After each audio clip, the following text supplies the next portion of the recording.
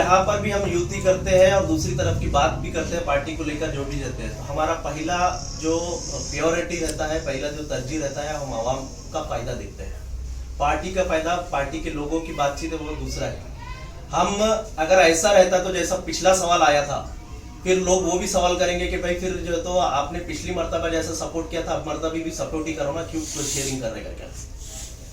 Sharing करना एक दूसरा पॉलिटिकल रीजन है, वो एक अलग चीज है। लेकिन यहाँ पर जो पिछली बार नाकामियां हुई, वो नाकामियों को कैसे फुलफिल किया जा सकता है, उसके लिए एक ऑप्शन है एसडीपीआई, वो हम बताना चाहते हैं। यानी कलीम भाई, आप एमआईएम के साथ ही क्यों जाना चाहते हैं? बहुत सारी सेक्युलर पार्टियां हैं शहर में, समाजवादी है, कांग्रेस है, राष्ट्रवादी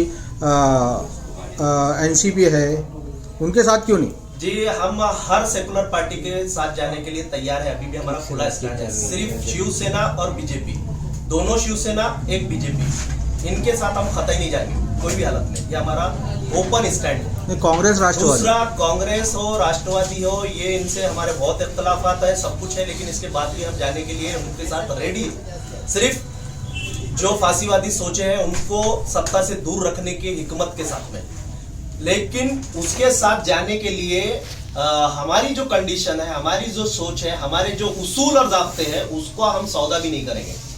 ये हमारा ये चीज़ है। उसके अंदर हमारी बातचीत बहुत सारे पार्टियों के साथ में भी, प्रकाश अंबेडकर साहब के साथ में हमारे प्रदेश अध्यक्ष साहब ने 2 मरतबा डायरेक्ट सीटिंग किया है, लेके बात करके।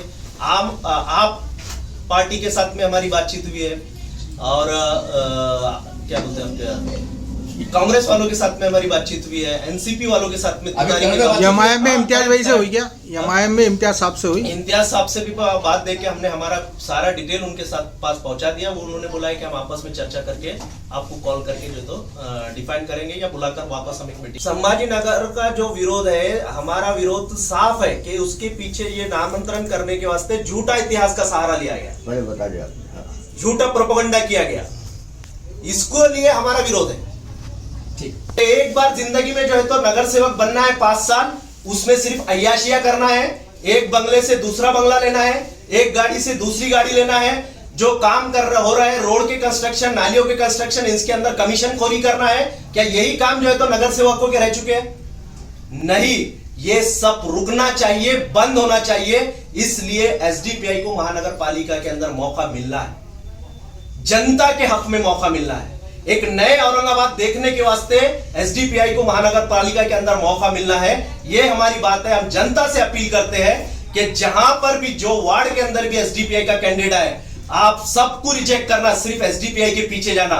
एसडीपीआई का हक है, सैयद कलीम का हक नहीं है।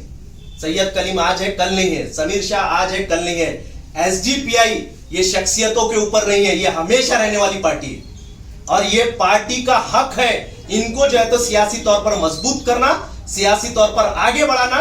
क्योंकि पिछले 12 साल के अंदर एसडीपीआई ने औरंगाबाद में इतने बड़े बड़े काम किए, जहां पर बड़ी बड़ी पॉलिटिकल पार्टियां वो काम नहीं कर सकी।